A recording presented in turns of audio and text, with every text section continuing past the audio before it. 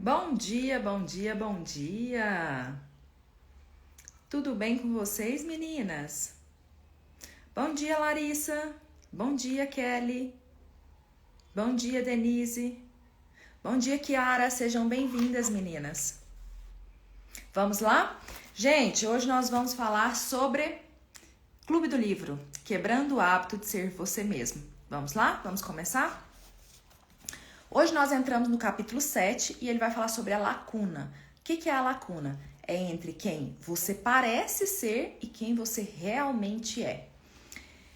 Ele começa contando: estava sentada em meu sofá certo dia, pensando sobre o significado de ser feliz, enquanto contemplava minha total falta de alegria. Pensei, como você é incrivelmente afortunado. Tem uma família maravilhosa, com filhos lindos. É um quiroprático de sucesso, dá palestra para milhares de pessoas, viaja pelo mundo.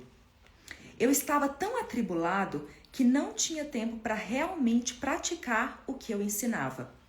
Comecei a ver que toda a minha felicidade era criada fora de mim e a alegria que eu experimentava enquanto viajava e dava palestras não tinha nada a ver com a alegria real. Eu precisava de todo mundo para me sentir bem. E quando não estava palestrando, concedendo entrevistas ou tratando de pacientes, eu estava em casa me sentindo vazio. Quantas vezes que isso acontece, né? Quando a gente está cercado pelas pessoas, pelos nossos amigos, na nossa vida social, no trabalho, a gente se sente alegre, eufórico, a gente é reconhecido. Nossa, eu sou feliz, eu tenho um cargo maravilhoso, enfim. Eu tenho oportunidades maravilhosas. Mas aí, quando às vezes você está sozinha, você tem essa sensação de nossa, solidão. Ai, peraí que eu preciso produzir mais um pouco. Não, peraí que eu não posso ficar aqui sozinha comigo mesma. Então você tem esse sentimento de não estou feliz, algo não está bem. E aí ele vai discorrer sobre isso. Se você perguntasse para mim em um desses momentos, que é esses momentos de felicidade, eu provavelmente responderia: está tudo ótimo. Sou um cara de sorte. Caso me pegasse em um momento tranquilo, eu responderia: algo não está bem. Sinto-me inquieto. Olha isso aqui, a gente acabou de falar. Percebi que precisava do mundo externo para lembrar quem eu era. Minha identidade havia se tornado as coisas que eu fazia, para me reafirmar como a pessoa Joy Dispenza.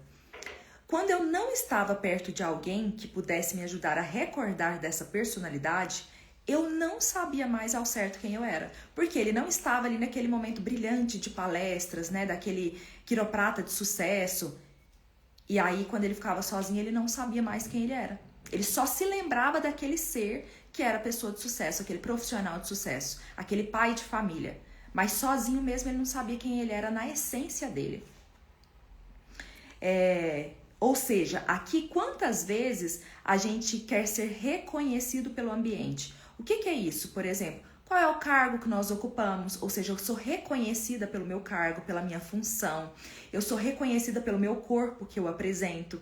Eu sou reconhecida pelos bens materiais que eu tenho, pelo relacionamento que eu tenho, pela família que eu estou, mas eu não sou reconhecida por mim mesma. Olha só. E aqui diz... Ele continua. Então entendi que estava totalmente viciado no meu ambiente. Eu tinha ouvido milhões de vezes que a felicidade vem de dentro. Gente, o que é a felicidade vem de dentro? Você precisa parar e analisar. Quem é você sem filtro, sem maquiagem nenhuma, na sua pura essência? Quem é você? Que às vezes é aquela pessoa que você esconde pro mundo, pro pessoal, tipo, não perceber aquelas fraquezas suas. Ah, eles não podem saber que às vezes eu tenho esses momentos dessa forma. Porque senão eles não vão me admirar mais. Quem é você sem filtros, sem maquiagem? O que sobra? Tá? Então se pergunte, o que você sente quando você está sozinha? Ele continua aqui. Quando sentei no sofá da minha casa naquele dia, visualizei minhas duas mãos, uma em cima e outra embaixo, separadas por uma lacuna. É isso aqui, ó. Eu vou continuar explicando, mas é exatamente esse movimento aqui, ó. A mão em cima e a mão embaixo, separado por essa lacuna aqui que vocês estão vendo, por esse espaço. E aí ele vai explicar, só para vocês entenderem. Ó, a mão de cima representava como eu parecia por fora. E a de baixo, como eu sabia que eu era por dentro, tá? Então, a mão de cima é como nós parecemos, a identidade que nós projetamos para o ambiente, para as pessoas ao nosso redor. Quem eu quero que você pense que eu sou. A fachada, aquela máscara que eu levo para a sociedade, o ideal que eu quero naquele mundo. Quem eu realmente sou é como eu me sinto. Quem realmente sou, como sou por dentro de verdade. O ideal do meu eu. E aí ele continua. Seres humanos vivem em uma dualidade. Como parecemos e quem realmente somos. Como parecemos é a imagem ou fachada que projetamos para o mundo. É como se fosse um verniz de como queremos que todo mundo nos veja. Como realmente somos é como nos sentimos, quando não somos distraídos pelo ambiente externo. É o que nós escondemos sobre nós. O primeiro é como queremos que as outras pessoas nos vejam. O segundo é nosso estado de ser quando não estamos interagindo com todas as experiências, coisas e pessoas.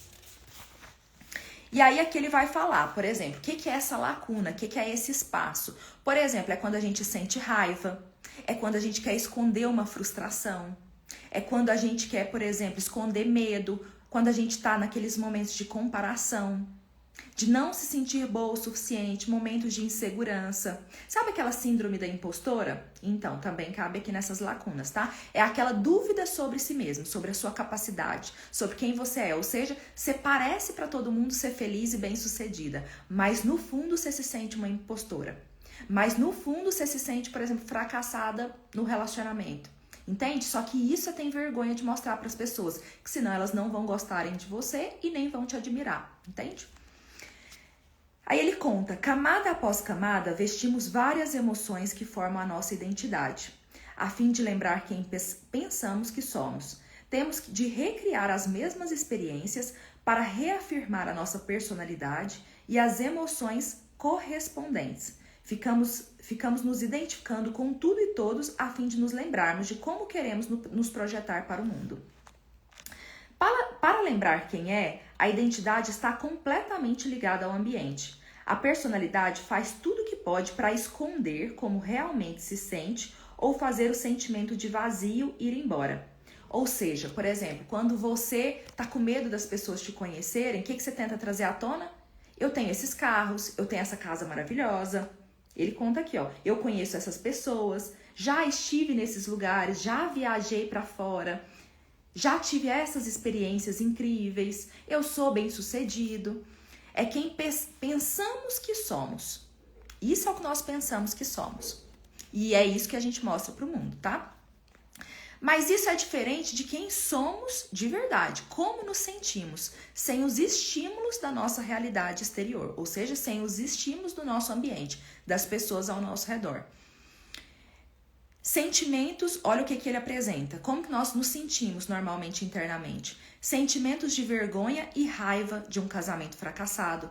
Medo da morte por causa de um ente querido. Sensação de inadequação devido à insistência do pai ou da mãe em perfeccionismo. E realização a qualquer custo. Senso de direito reprimido por ter crescido em circunstâncias muito próximas da pobreza. Preocupação com o pensamento de não ter o corpo certo. Tá vendo que isso aqui tudo são sentimentos? Olha, preocupações, direitos reprimidos, insistência ao perfeccionismo, casamento fracassado, entende? Esses tipos de sentimentos são o que desejamos esconder da sociedade, das pessoas, do nosso ambiente. Isso é quem realmente somos, o verdadeiro eu, oculto, cheio de medos, cheio de preocupações, ansiedades, por trás da imagem que nós projetamos. Não podemos encarar a exposição desse eu para o mundo, por isso fingimos ser outra pessoa, entende? Isso é incrível, né? Porque a gente realmente passa uma outra imagem para a gente ser aceito, para as pessoas gostarem da gente, né? Para a gente ser admirada, aplaudida, enfim. Mentimos sobre quem somos porque sabemos que os costumes sociais não têm espaço para aquela pessoa que tá na raiva, aquela pessoa que se sente frustrada, aquela pessoa que se sente incapaz, entendeu? Uma única palavra define o que é ser um adolescente: insegurança. Ou seja, ele se sente inseguro o tempo todo, tentando se provar o tempo todo. Escolha o seu grupo, escolha o seu veneno. Ou seja, escolha o seu grupo e aquele vício que você vai ter. Aquele veneno que você vai tomar, o que é, né? Ou é uma droga lícita que às vezes vai melhorar aquilo em você, ou é uma droga que vai te rebaixar e que vai te fazer mal. Surge uma grande dose, nesses momentos, deve surgir uma grande dose de consciência de si, com perguntas como: é esse quem realmente sou? É esse quem realmente quero ser? Todos nós já fomos emocionalmente lacerados por experiências difíceis ou traumáticas. Ou seja, todos nós já fomos marcados por experiências traumáticas. Todos, gente, sem exceção, tá? Às vezes a gente pensa que é só nós, né? Não, mas todas as pessoas têm os seus traumas, cujas emoções contribuíram, camada após camada, para quem nos tornamos. Então, cada trauma, cada experiência contribuiu para formar uma camada dentro de nós para ser quem nós somos hoje. À medida que revisamos mentalmente a experiência repetidas vezes, o corpo revive o momento pela simples força do pensamento. Mantemos por tanto tempo que passamos de mera reação emocional a um humor, um temperamento e, por fim, um traço de personalidade. Ou seja, às vezes uma coisa que você teve uma experiência apenas de, por exemplo, de insegurança, de desconfiança, era para você ter tido só aquela reação emocional naquele único momento. De repente, você coloca aquilo no seu dia a dia. Todas as vezes você reage daquela forma. Então, aquilo passa a ser tão natural que, ao invés de ser uma única reação emocional, aquilo passa a virar para você um temperamento e um traço de personalidade sua. Mantemo-nos... Olha, isso aqui é muito importante, que a gente sempre faz isso. Manter-nos ocupados afastam essas antigas e profundas emoções, varrendo-as para debaixo do tapete. Fazer novos amigos, viajar, trabalhar muito, praticar um novo esporte, estar sempre ocupado na correria. Várias dessas ações são motivadas por sentimentos remanescentes de eventos anteriores. Então, ou seja, você se distrai com trabalhar muito, com viajar demais, com ter uma vida social super, super agitada, né? Então, você se distrai com isso para quê? Para você esquecer daqueles traumas. Aqueles traumas que realmente te fizeram ser quem você é hoje. Então, ficamos realmente ocupados com isso. Utilizamos tudo para nos distrair de como realmente nos sentimos por dentro. Ou seja, enquanto você estiver ocupada, você não precisa sentir. Então, você vai se manter ocupada para você sair daquele desconforto, daquela dor que você sente. E isso funciona por um tempo, tá? Por um tempo isso vai funcionar muito bem, você fugir da dor. Mas vai chegar um momento que você vai falar, nossa, eu não consigo mais conviver com isso, né? Eu preciso, ver o que eu faço para sair disso. A fim de realizar várias coisas em nossas vidas, temos de sair da zona de conforto e ir além. Quando jamais superamos as nossas limitações e continuamos carregando o fardo do passado. Isso normalmente ocorre na metade dos 30 anos para algumas pessoas, tá? Então, o que acontece? Na metade dos 30 anos, o que você precisa? Você fala, nossa, eu quero conquistar mais coisas, eu quero ir além do que eu estou hoje, além da vida que eu tenho hoje. Só que aí você vai se esbarrando em alguns traumas, né? Em algumas dificuldades. E aí é o momento que você tem a crise, a primeira crise, né? Que você fala assim, opa, peraí. Eu preciso crescer, mas eu não estou conseguindo por conta disso. Eu preciso superar essa limitação. Entende? E aí é a hora que você tem a crise. Você fala, opa, peraí, quem realmente eu sou? Por que eu não estou conseguindo crescer? Por que eu não estou conseguindo alcançar aquilo que eu desejo?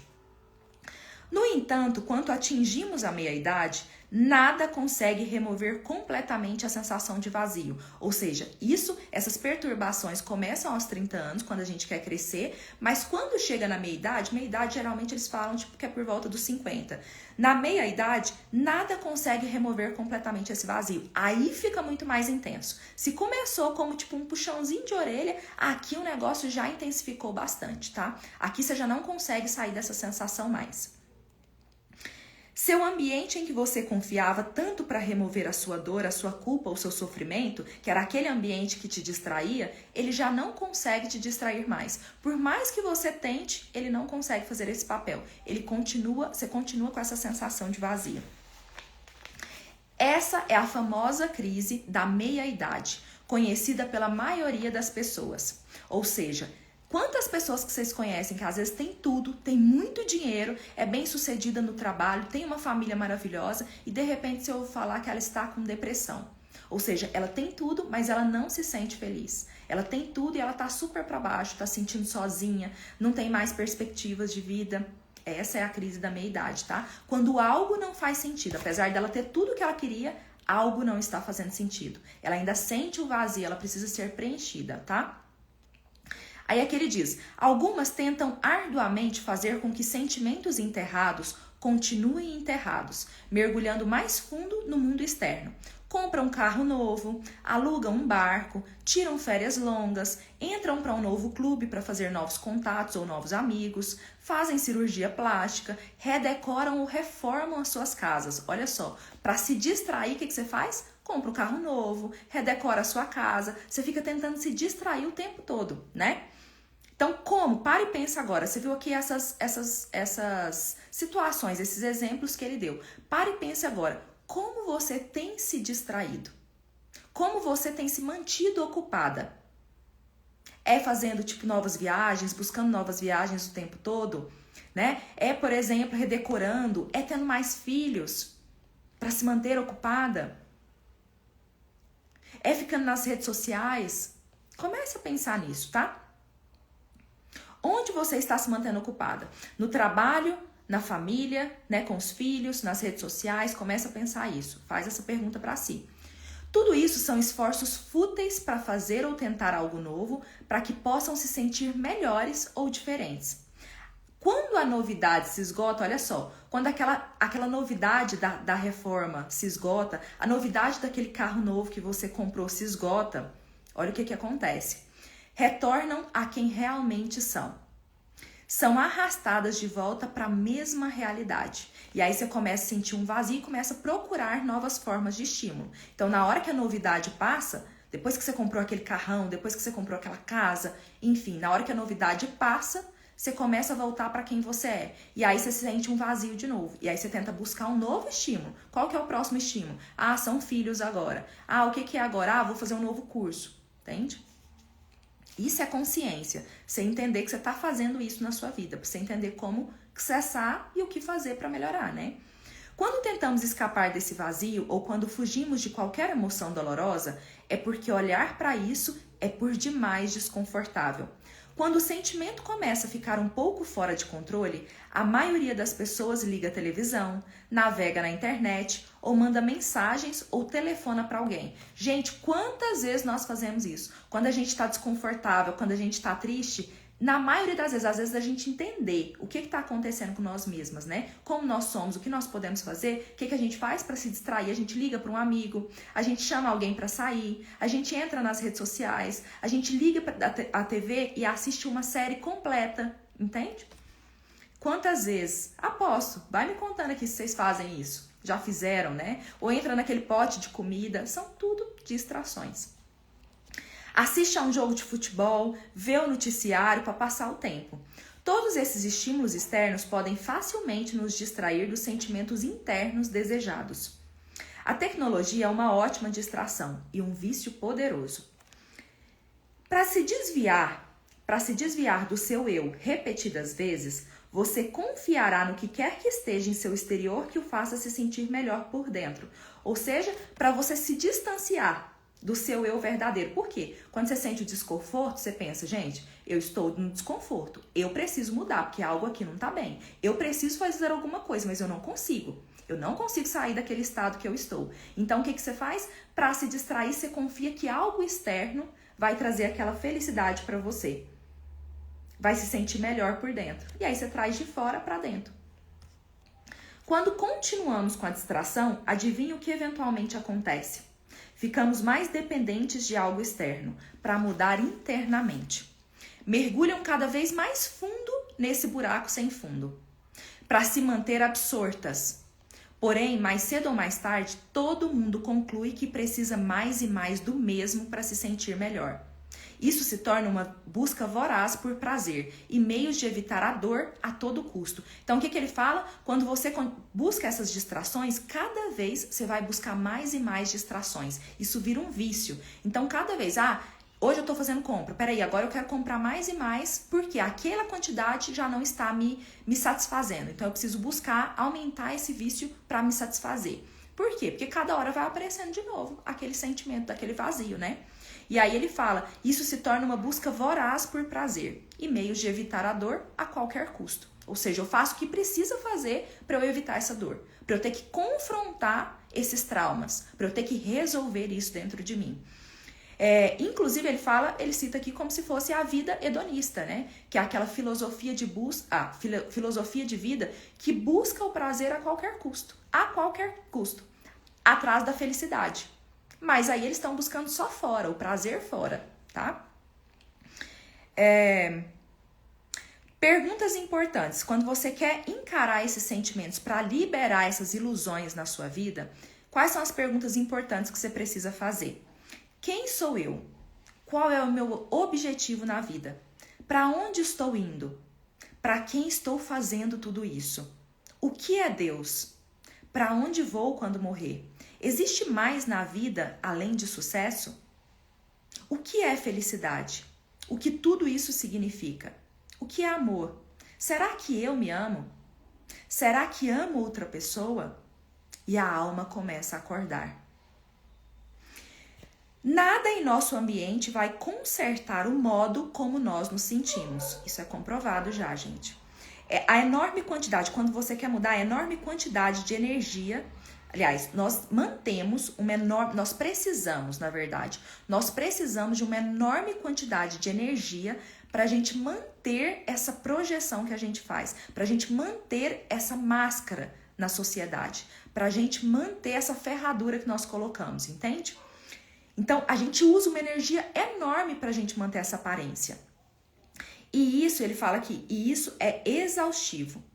Essa quantidade de energia, manter essa aparência é exaustivo. Manter a mente e o corpo constantemente absortos. E aqui ele diz, gente, aqui ó, eu até anotei aqui, é exausto quando a gente tenta manter a aparência de aquilo que você não é. Porque você tem que criar aquilo, porque você não é aquilo naturalmente. Quando a gente faz as coisas naturalmente, é tranquilo, não tem esforço nenhum, porque você simplesmente é o eu sou, você é aquilo. Então você não tem dificuldade nenhuma.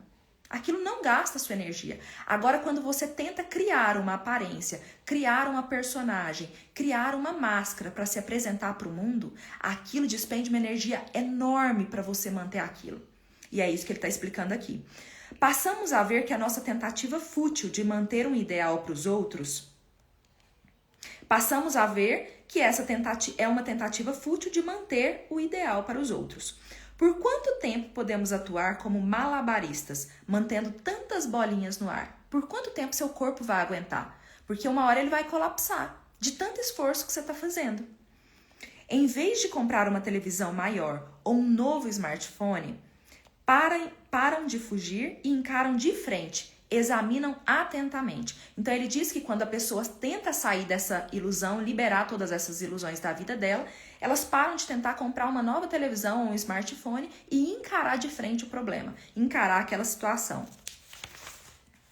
Quando isso acontece, o indivíduo começa a despertar. A pessoa descobre o que não funciona mais para ela.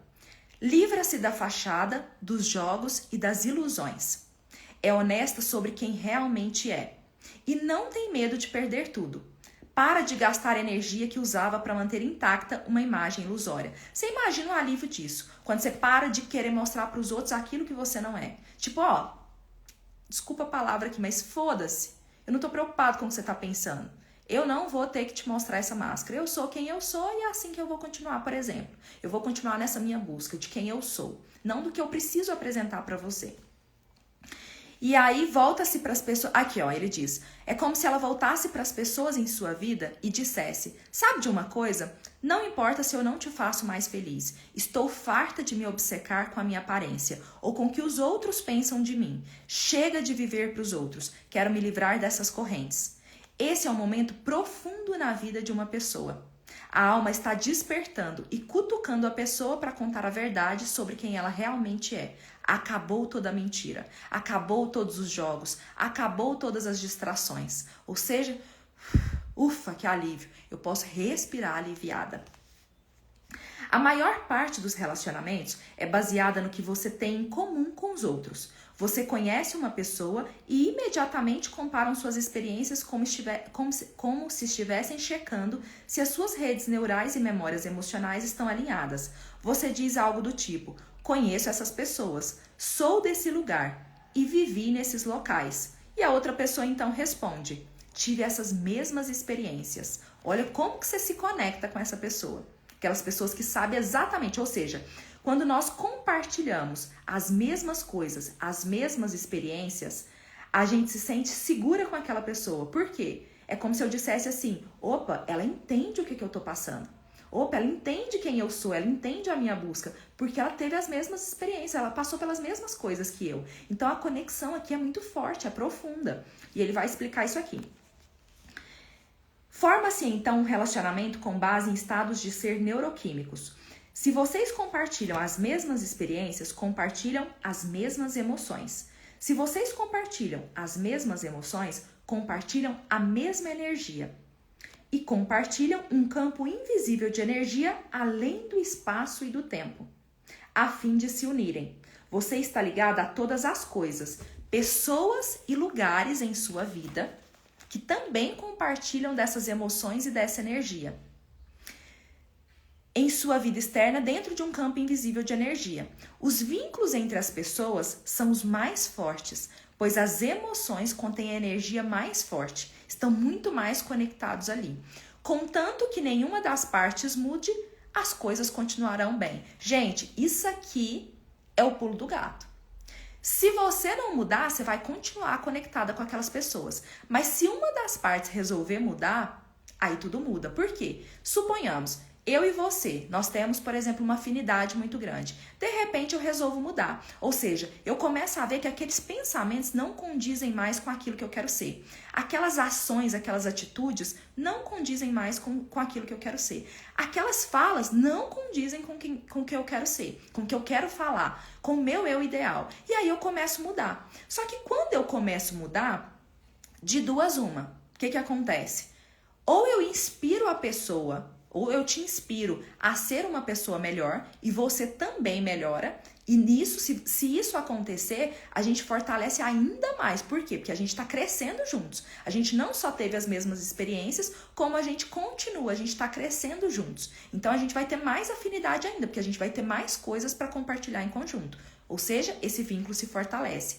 Mas se do contrário, a pessoa tem resistência, eu estou buscando crescimento e você não, você está resistindo a essa mudança, o que vai começar a acontecer? Conflitos. Conflitos de ideias, conflitos de posicionamentos, conflitos de fala, tá? Então a gente começa a se sentir incompreendido pela outra pessoa. Tanto você vai começar a se sentir incompreendido por mim, como eu vou começar a me sentir incompreendida por você. E aí se estabeleceu o desgaste total, né? Os conflitos. E aí o que acontece naturalmente? A gente começa a se afastar. Por quê? A gente já não está se identificando mais. A gente não está vibrando na mesma frequência mais. Então a gente começa a se afastar.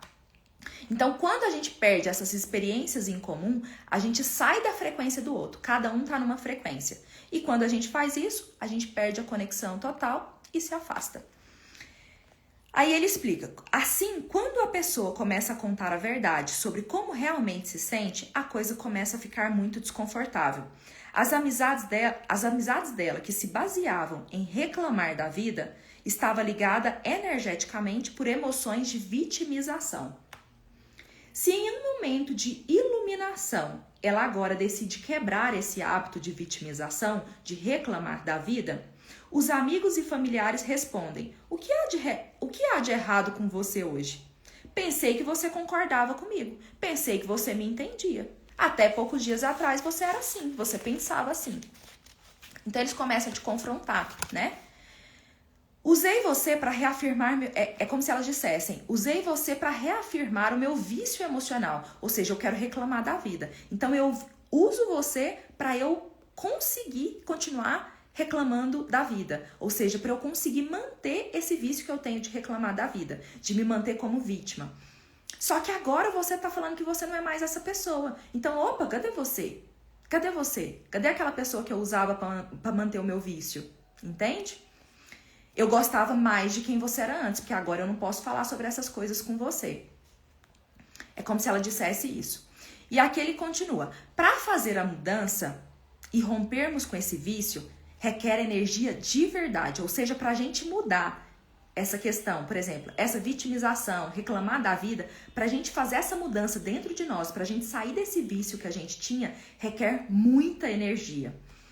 Assim como é necessária energia para separar dois átomos de oxigênio que estão unidos, é preciso energia para quebrar os vínculos com as pessoas em nossa vida. Muita energia para a gente quebrar esses vínculos, tá? Lembre-se, ela está rompendo com os vínculos energéticos com tudo e todos. Então é muita energia, porque você está tentando romper com os vínculos energéticos com tudo e com todos que te lembram aquilo, que te fazem reclamar da vida.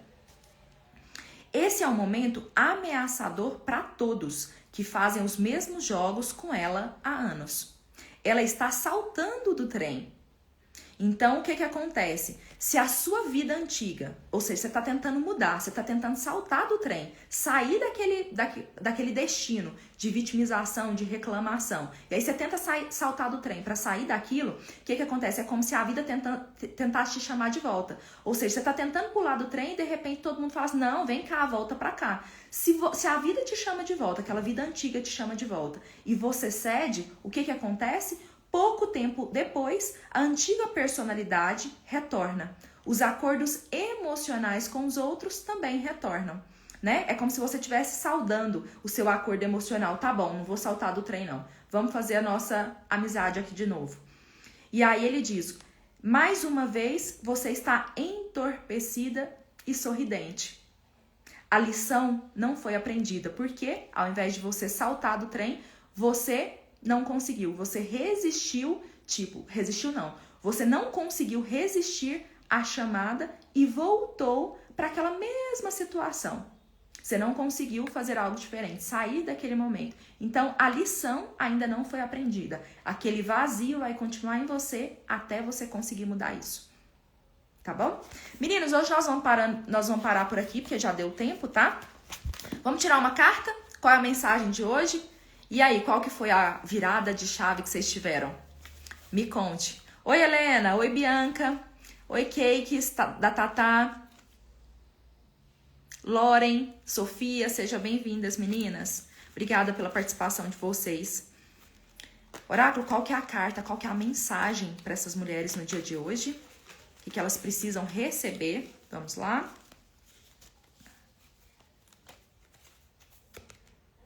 Reflexões. Pegue um caderno, anote as suas respostas para cada pergunta, de preferência com data, e releia daqui a alguns anos. Analise a sua mudança e evolução, ou seja, faça essas perguntas a você e aí você anota no caderno e depois você vai reler. Então, você analisa a sua mudança e evolução depois de algum tempo.